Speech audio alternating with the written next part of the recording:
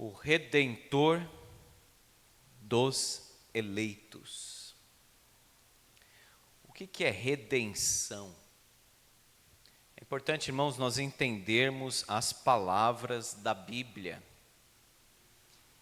E a Bíblia usa algumas palavras que às vezes não são muito conhecidas. Redentor, redenção. Então nós vamos estudar algumas palavras hoje. Vamos abrir lá em Efésios capítulo 1. Estudamos esse texto domingo.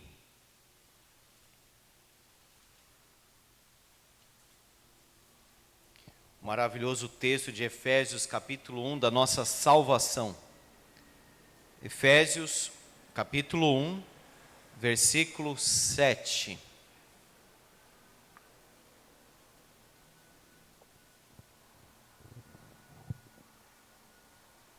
Pode ler, Ivonildo, por favor. No qual temos a redenção pelo seu sangue, e remissão dos pecados, segundo a riqueza da sua graça. Amém.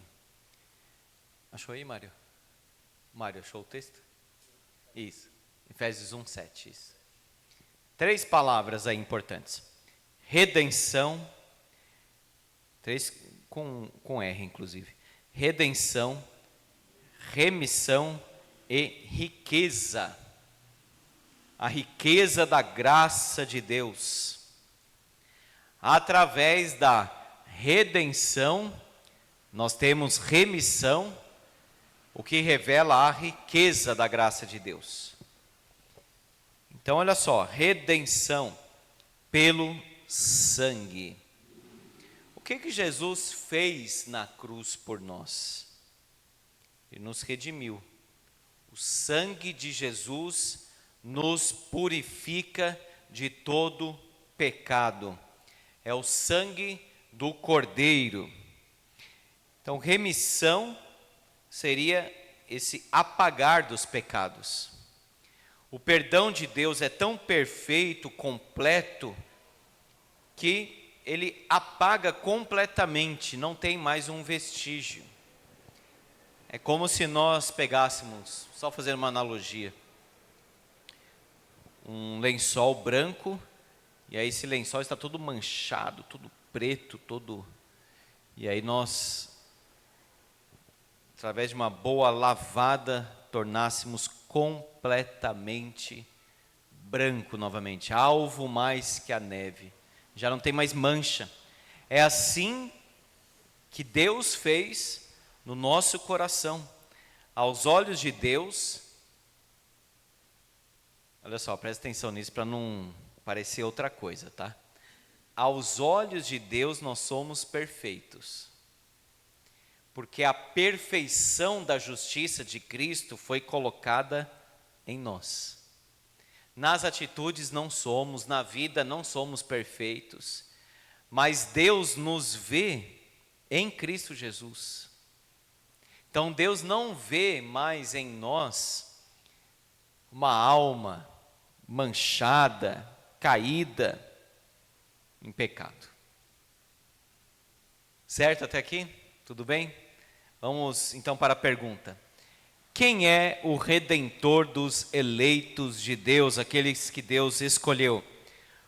O único Redentor dos escolhidos de Deus é o Senhor Jesus Cristo, que sendo o eterno Filho de Deus, se fez homem, e assim foi e continua a ser Deus e homem, em duas naturezas distintas, e uma só pessoa, para sempre. Só pode ter uma resposta para essa pergunta. Quem é o seu Salvador? Jesus. Não tem saída, não tem outro mediador, não tem outro caminho. Eu sou o caminho. Vamos abrir lá em João capítulo 17.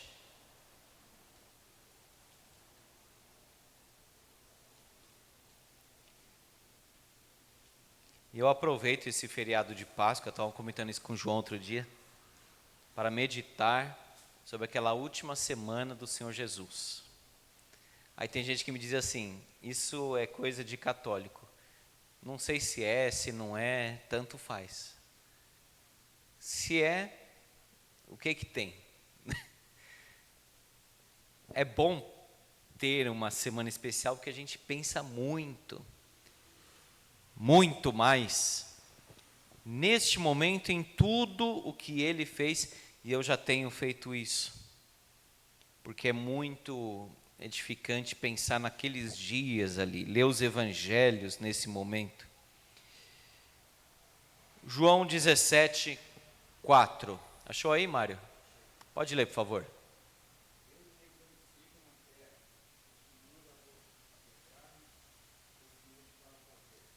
Isso aí, olha. O filho orando no cenáculo. Aquele momento em que ele celebrou a ceia, lavou os pés dos discípulos, celebrou a ceia, falou sobre o Espírito Santo, Consolador, João 14, 16. Agora ele ora pelos seus discípulos e por nós. Diz o texto que ele orou por todos aqueles que viessem a crer, que acreditariam nele. Agora olha o versículo 4 que foi lido. Eu te glorifiquei na terra, consumando a obra que me confiaste para fazer. E o que ele falou na cruz? Uma das 7 declarações da cruz: está consumado. Por que ele deu esse brado de vitória maravilhoso? Está consumado. Aqui ele diz que glorificou consumando a obra, já antevendo aquele momento final da cruz, onde tem a consumação plena. O que será, irmãos? Está consumado. E diz o texto, dito isto, expirou.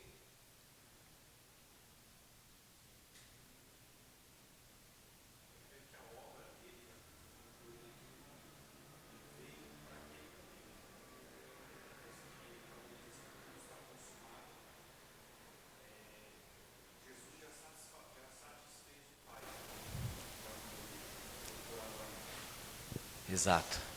Jesus satisfez o Pai na sua justiça.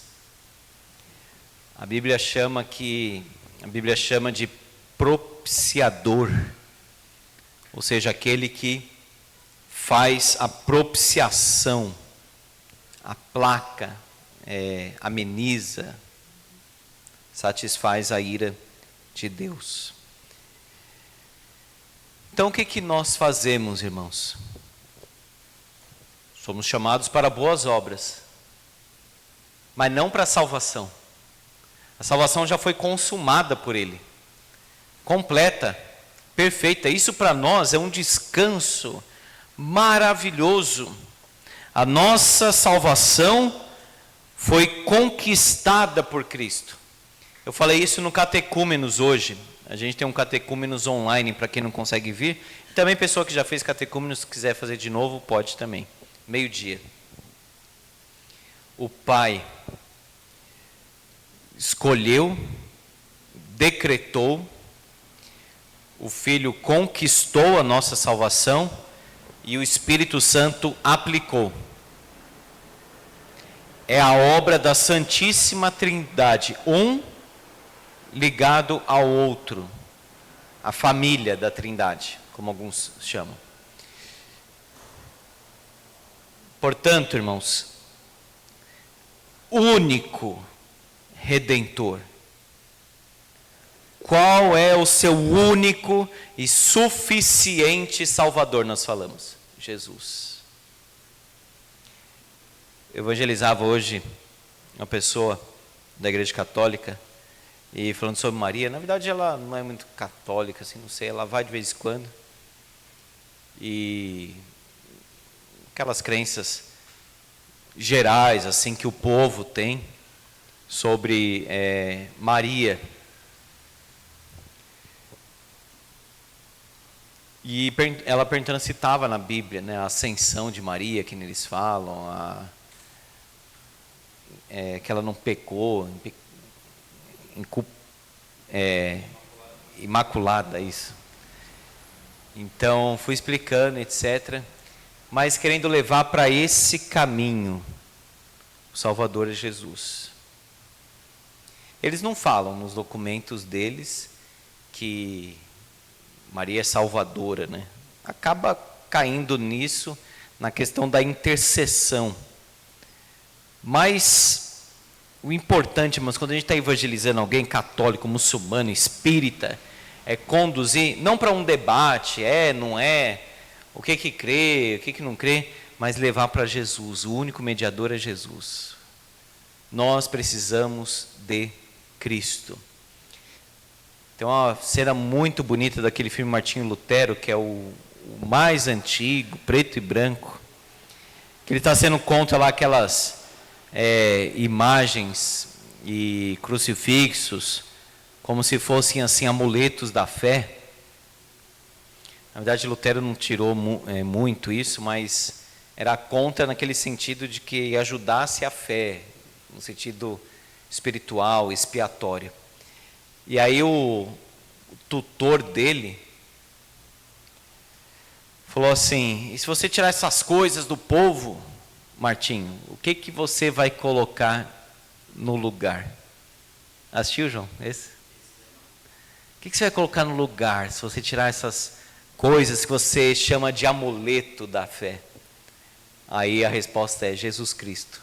O homem só precisa de Jesus Cristo. Esses dias passando lá perto do Brás, o que tem lá, irmãos? Um templo enorme. O Templo de Salomão. Chamaram? Aí eles disseram assim que é muito bonito, até gente que se sentiu muito bonito, tem não sei o que lá, tem Eu já quis por curiosidade, mas dá tanto desgosto que eu falei, não vou não. Sabe, porque aquilo está sendo construído com o sangue e a pele dos fiéis. Martinho Lutero falou isso sobre a igreja católica, das indulgências, e hoje a gente fala da igreja evangélica, vendendo coisa. Um amigo meu, ele falou assim, ele vende carro, né? E ele falou assim que uma vez levaram ele para um pátio assim, e um pastor dessas igrejas que pede muito dinheiro falou assim: isso aqui foi da campanha, o povo deu o carro, deu tudo para Deus abençoar mais. Olha isso. Olha que blasfêmia, que comércio dentro da igreja. Do que o homem precisa? Entregar o carro, fazer um sacrifício, fazer uma campanha, ir lá no templo que diz que é igual ao templo de Salomão, coberto de ouro. O homem não precisa de nada disso.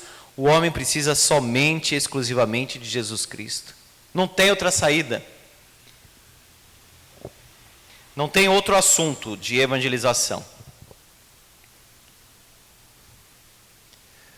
Não dá para ler, mas o importante é a figura, tá? A imagem. Aqui está o pecador. Eu e você somos esse bonequinho aqui. Está numa posição meio de observação, né? Assim, como que dizia agora. E agora, irmão?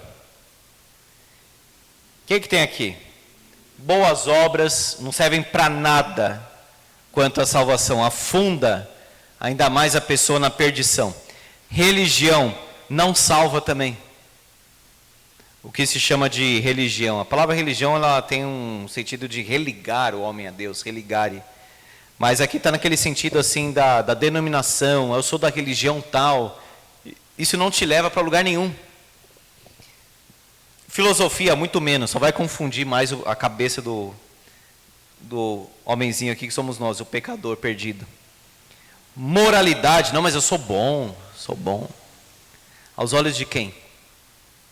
E será que é bom mesmo? Não é. Nenhum. E não há quem faça o bem, não há nenhum sequer.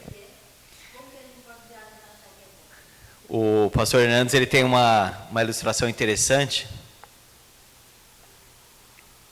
que é o seguinte: imagina se aqui nessa projeção a gente colocasse aqui os nossos pensamentos, todos, o que a gente fez em secreto, toda a nossa vida, para todo mundo assistir. Quem ia ficar? Não ficava ninguém. Ia ter vergonha, né, bonitos? Não ficava ninguém. Misericórdia, é uma vergonha. É isso mesmo. Dinheiro não compra a favor de Deus, não compra nada, mas é uma ofensa. Achar que dando dinheiro para a igreja, mais dízimo, mais oferta, isso vai fazer com que Deus, etc.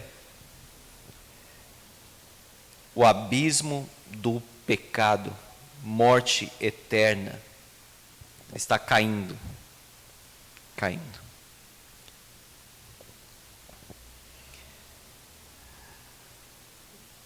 Tem figura dessa ilustração que coloca a cruz assim deitada, no sentido assim de que ele vai andar, né? Mas vamos imaginar que ele vai andar aqui, vai pular e vai para o outro lado, certo? É que essa aí foi a melhor que eu achei. Aqui está a cruz. O homenzinho aqui, nós pecadores, poderemos pular, passar e chegar. Entre o homem pecador, o homenzinho aqui, nós, e Deus, tem um abismo. O único que pode estabelecer um caminho aqui de volta, vamos colocar uma estrada para chegar do outro lado, é Cristo. Não tem mais nada, meu irmão, nada que possa conduzir o homem de volta para Deus. Nada. Por isso que tem aquele sola da reforma. Sola Christus. Somente Cristo. Paulo era fariseu, tentava cumprir a lei, decorava a lei, fazia isso, fazia aquilo outro. Mas só quando Jesus alcançou o coração dele que ele foi salvo.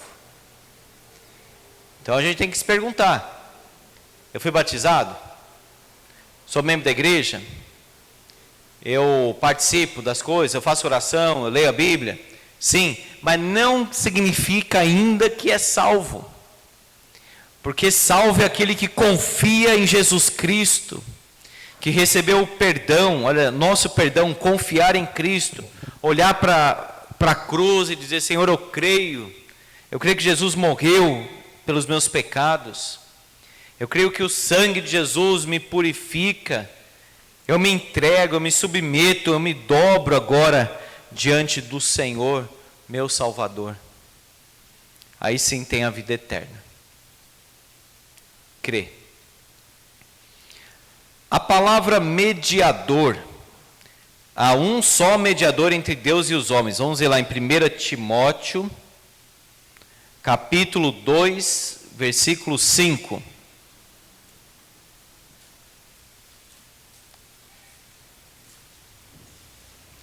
Primeira Timóteo, capítulo 2, versículo 5. João, pode ler, por favor.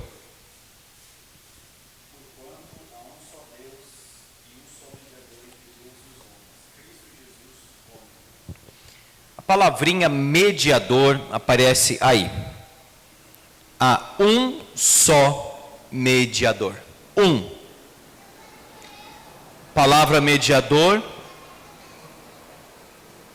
implica naquele negociador que atua como um elo entre as partes. Pense nisso.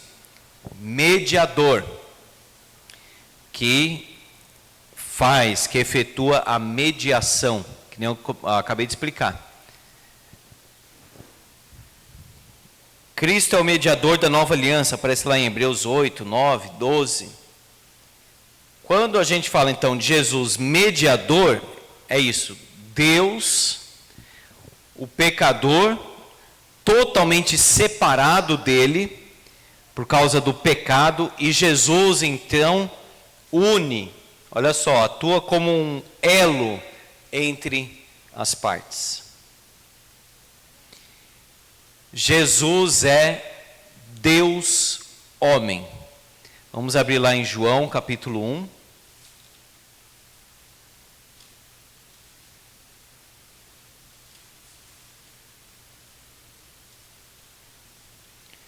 Versículo 1. João 1, versículo 1. João, está com o texto aí? Pode ler, por favor.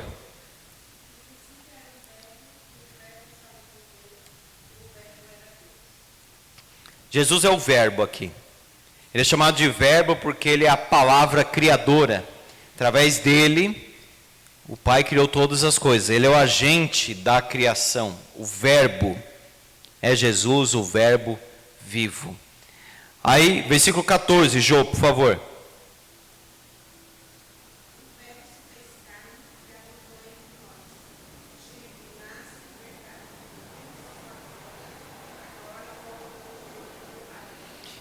O verbo estava com Deus e ao mesmo tempo era Deus. Que mistério isso. Não dá para entender. A gente sabe que é, porque está afirmando aqui. Mas é um mistério glorioso que não tem nem ilustração que consiga colocar assim como algo parecido com isso. E esse verbo, o verbo divino, o verbo Deus, se fez carne, ou seja, ele se encarnou, ele se tornou gente, ele se tornou uma pessoa e habitou, tabernaculou entre nós, Jesus. Então Paulo diz em Romanos que ele é Deus bendito eternamente, que ele nasceu como homem, mas não da descendência de Adão, porque nasceu sem pecado. Colossenses diz que ele é a imagem do Deus invisível. Vamos lá, Colossenses capítulo 1.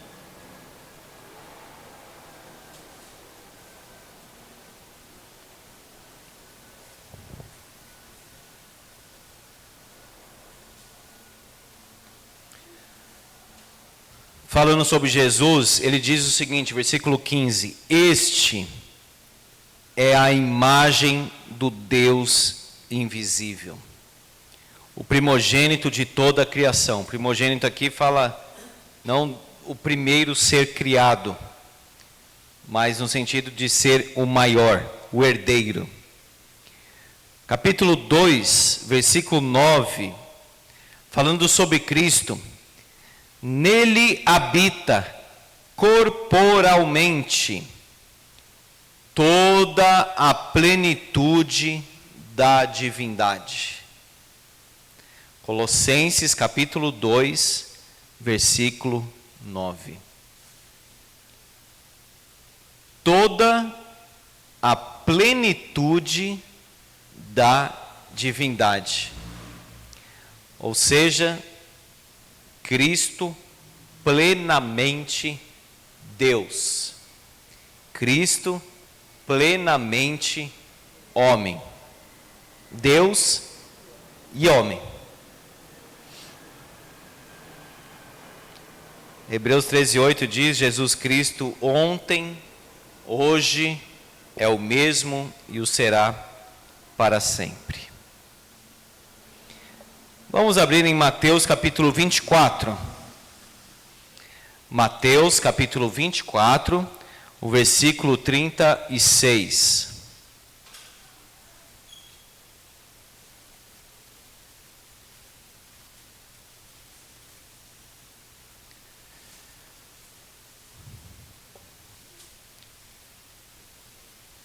Falando sobre o fim,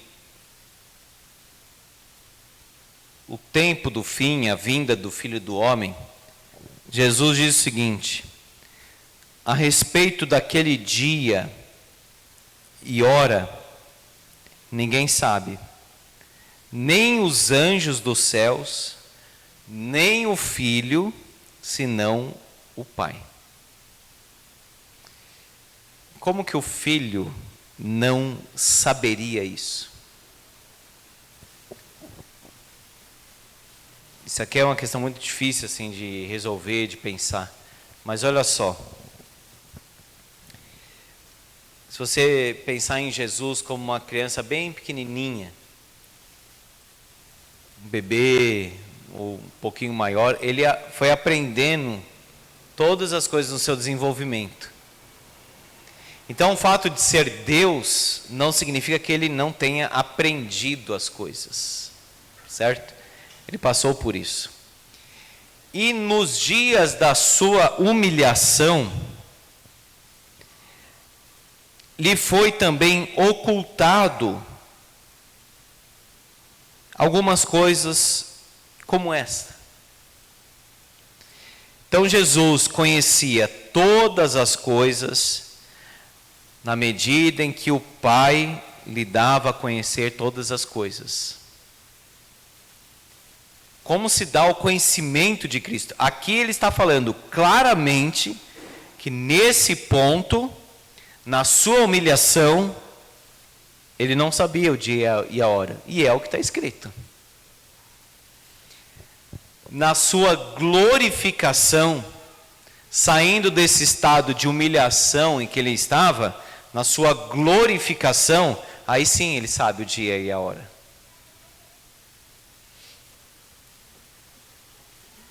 Certo, irmãos? Está entendido isso? Jesus sentia fome? Sim. Sede, angústia, no Getsêmani, sentiu. O que a gente sente, ele sentiu. A tentação que a gente passa, enfrenta, ele passou. Como Deus, olha só Jesus poderia ir para a cruz. Porque para suportar a cruz, era necessário ser Deus. Porque ele sofreu eternamente o sofrimento ali. Para ser o nosso substituto, tinha que ser homem. Então Jesus na cruz é o Deus homem em nosso lugar. Aí vai entrar uma discussão que na história da igreja foi um caos. Um caos. Entre os teólogos, nesse ponto católico, protestante, foi tudo assim uma questão difícil. Então Deus morreu na cruz? É uma pergunta que dá um nó nela mesma. O mais fácil de resolver e chegar é o seguinte: o Deus encarnado, o Deus homem, entregou a sua vida por nós. Certo?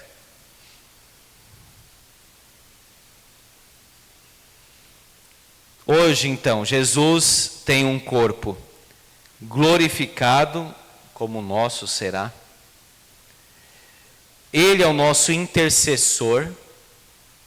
Ele intercede por nós, ele se apresenta diante do Pai, e a sua apresentação já é uma intercessão. Ele se apresentou em favor de nós. E diz o texto que ele está assentado à direita da majestade nas alturas. Ele é o Rei, ele é o Senhor, e voltará para nos buscar. A segunda vinda será visível e gloriosa. Como assim visível? Tem gente que fala que foi invisível. Especialmente quem marca a data da vinda do Senhor Jesus, coisa que ele falou para não fazer. Aí não acontece, aí eles falam assim, não, mas foi uma vinda invisível. Depois vai ter a visível. A Bíblia não fala nada disso. É uma vinda visível, clara, notória, todo olho verá. Lembra da tempestade? Esse quadro aqui é muito bonito. É um quadro mesmo. Uma pessoa pintou lá, não lembro o nome do artista. É a tempestade.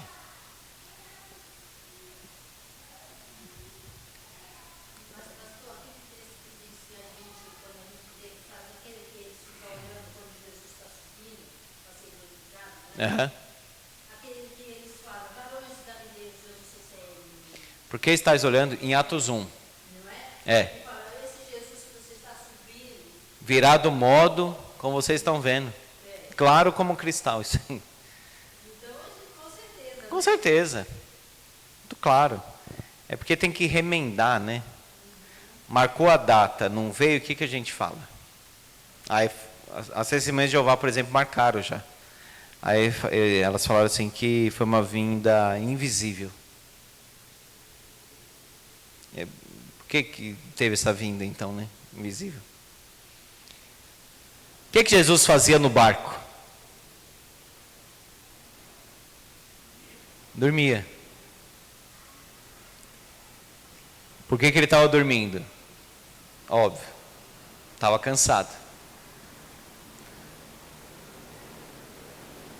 Quem pode controlar a fúria do mar, do vento? Só Deus. Então na Bíblia, quando a gente lê, se mistura assim essa compreensão de Cristo. Você vê ali logo a humanidade dele dormindo sobre um travesseiro, devia estar esgotado. Aí quando ele acorda, ele fala para o mar: acalma-te, emudece. Alguém pode dizer, mas Moisés não fez isso? De certa forma, abriu o mar, Elias, no sentido de fazer milagre, Josué que cortou lá o Rio Jordão, eles só foram instrumentos. Deus falou para eles fazerem aquilo. Jesus não foi um instrumento, ele se levantou e mandou que a tempestade se acalmasse e fez bonança. Ficou tranquilo. É interessante então no Evangelho nós percebermos isto. Diante do túmulo de Lázaro, a humanidade de Cristo, ele chora, ele fica muito comovido a tal ponto de falar assim sobre Jesus: vejam quanto ele amava Lázaro. Estremeceu no espírito. Ou seja, ficou triste, e muito, por causa do amigo dele. Aí depois, o que ele faz? Lázaro, vem para fora. Quem tem poder para dar a vida, tirar a vida? Ele não faz isso como alguém que é um instrumento. Não, ele executa esse poder. É o nosso Deus homem. Lá em João diz que alguns creram, mas o próprio Jesus não se confiava a eles, porque ele sabia o que era a natureza humana. Quando alguém estava pensando, ele sabia. Ao mesmo tempo que ele conversava, interagindo. Quando Jesus acalma a tempestade, os discípulos já não estavam aguentando mais. Era alta madrugada, ele acalmou a tempestade. O que os discípulos falaram? Quem é este, que até o vento e o mar lhe obedecem? Se alguém chegar hoje lá na Praia Grande, se tiver tempestade, onda brava, tal, e a pessoa está mandando ficar quieto, assim, o que você vai pensar? É doido, né?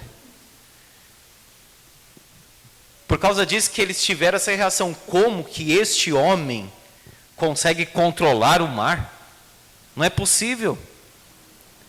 Quando Jesus manda, até o vento, até o mar obedece. Toda a criação está debaixo do domínio de Deus. Louvado seja o seu nome. Amém. Alguma pergunta, irmãos? Ou colocação?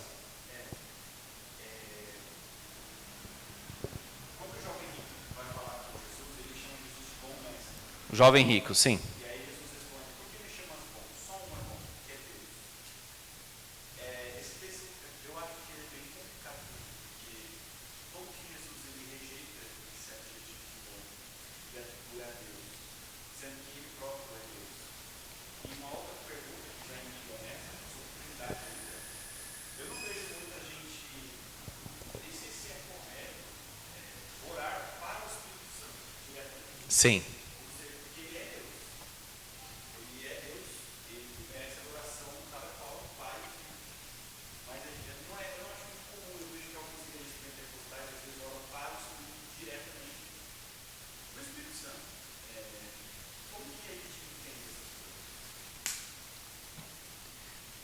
Na Bíblia, essa é uma discussão, né? Tem gente que discorda de orar para o Espírito Santo.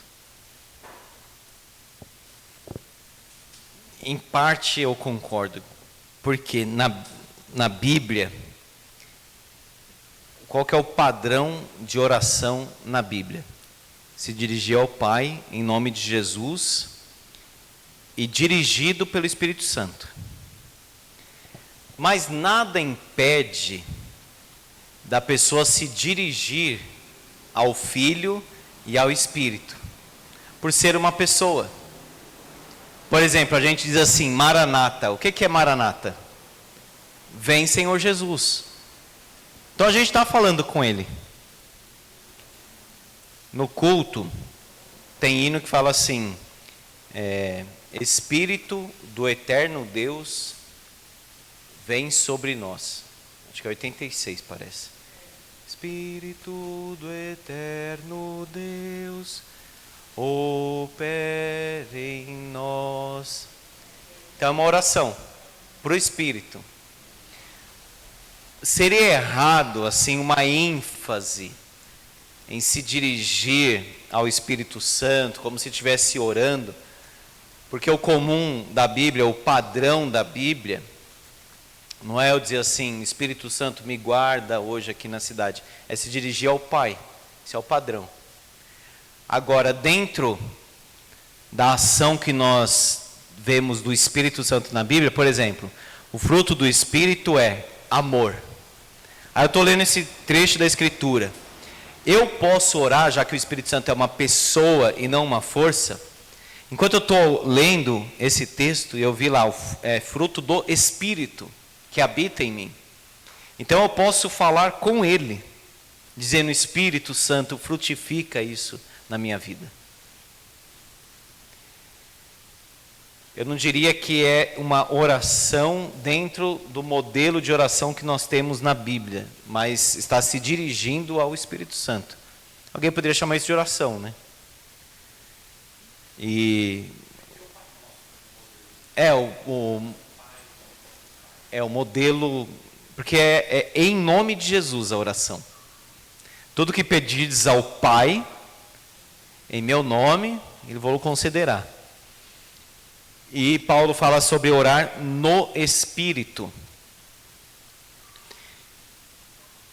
Então, essa classificação já define, se dirige ao Pai, em nome de Jesus, ou seja, na autoridade, na obra, no consenso do Filho e na direção do Espírito.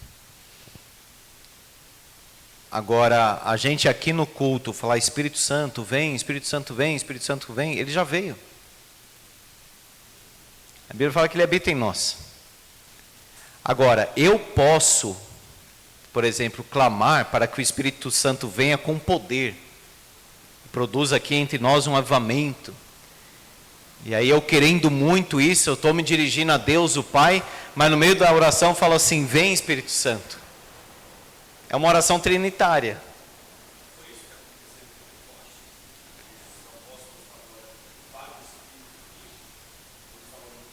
O Pai, diz lá para o Pai cumprir a promessa de enviar o Espírito Santo. Não tem uma referência assim direta, pedindo o Espírito Santo assim para a pessoa do Espírito. Agora, lá em Lucas 18, que é o jovem rico,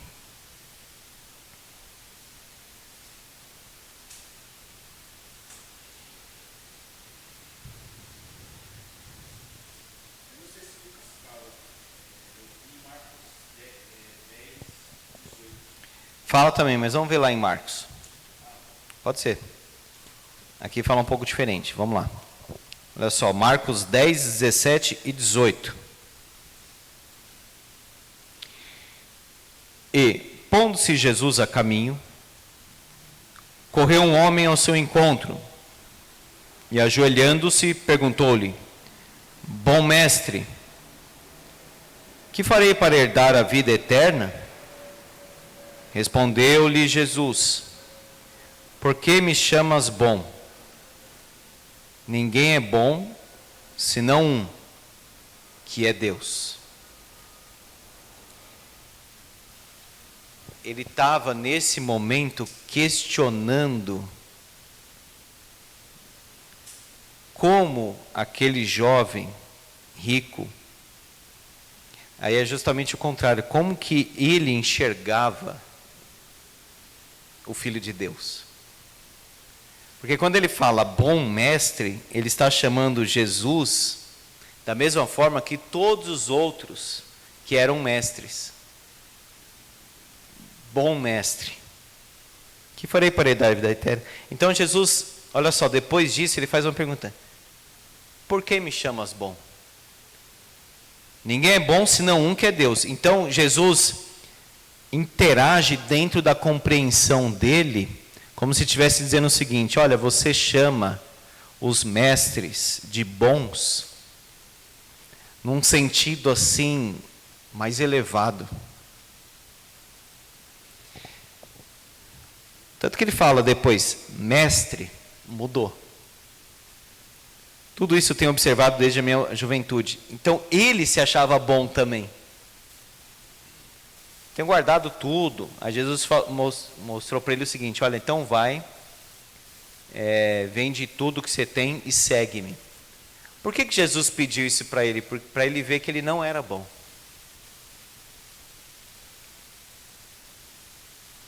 Não é que Jesus ia pedir isso para todo mundo, porque ele não fez isso para todo mundo, mas ele quis mostrar para o jovem rico que, na verdade, o não cobiçarás, ele não cumpria. Jesus, ao invés de citar não cobiçarás, deu um exemplo de não cobiçarás, ele não conseguiu deixar. Então, quando Jesus fala assim, por que me chamas bom? Ninguém é bom senão um que é Deus. Ele está falando assim, olha, por que você me chama bom? Bom mestre? Ele entra dentro da conversa do jovem rico que estava acostumado a chamar os outros de bom mestre, e sendo que só um é bom, que é Deus, que é Ele.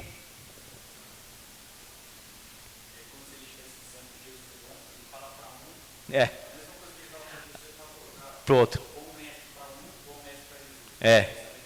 E dentro de um sentido assim de exaltação, de reverência do outro. Como ele era um judeu praticante, ele se via bom e ele chamava o outro de bom. Aí Jesus fala, por que você está me chamando de bom mestre? Ele está entrando dentro do cotidiano dele. Por que você está falando isso? Por que você chama os outros de bom mestre? Só um é bom, que é Deus. E aí você vê que ele mesmo se achava bom, olha só. Tudo isso tenho observado desde a minha juventude. Falando, nossa, não matarás, não adulterarás, não furtarás, não dirás falso testemunho, não defraudarás ninguém, honra teu pai e tua mãe. tudo isso tenho observado desde a minha juventude. Então ele se achava bom também. Bom, só um, Deus. É. E aí Jesus vai no calcanhar de Aquiles dele. Então, vai, vende tudo que tem, dá aos pobres. Aí ele saiu triste. Jesus falou, quão dificilmente vai entrar um rico no reino dos céus. Então eu tenho que deixar tudo, que nem aquelas ordens lá da Idade Média. Não, ele não está falando isso para todo mundo. Mas se eu tiver apego, sei lá, com esse negócio aqui, só uma ilustração. Eu não consigo deixar isso aqui, nossa, tem que ficar em mim. É isso aqui que Jesus vai pedir para eu deixar. Que foi o caso do jovem. O que Jesus pediu para Paulo? Deixa o judaísmo, deixa. Pedro, deixa as redes. O Senhor quer ser o dono da nossa vida. Vamos orar, irmãos, para encerrar? Senhor Deus, muito obrigado, Pai, por esta noite de estudo bíblico, de meditação, de reflexão, oração, louvor. Obrigado porque o Senhor nos perdoou, o Senhor nos salvou. Louvado seja para sempre, Senhor, o Teu nome. Obrigado por essa salvação tão preciosa, tão única, que só o Senhor poderia realizar. Havia um abismo, Senhor, sem fim, sem solução, mas Jesus nos trouxe de volta para a presença do Pai. E com Ele nós queremos viver para sempre. Perdoa os nossos pecados, salva, ó Deus, pessoas da nossa casa que ainda se encontram longe do Salvador. Salva, ó Deus, amigos, parentes, vizinhos, pessoas também nesta igreja que convivem aqui, mas ainda não tiveram um encontro real, profundo e vivo com Jesus Cristo. Salva, Senhor. Tem misericórdia desta geração perversa, caída dos nossos dias, que sejamos evangelistas, pregadores do Evangelho, que possamos compartilhar as boas novas do nosso Salvador.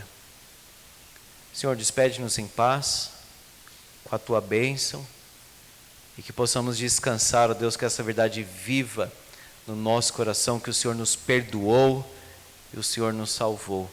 Louvado seja o Teu nome, em nome de Cristo. Amém. Amém. Deus abençoe os irmãos. Obrigado. Obrigado.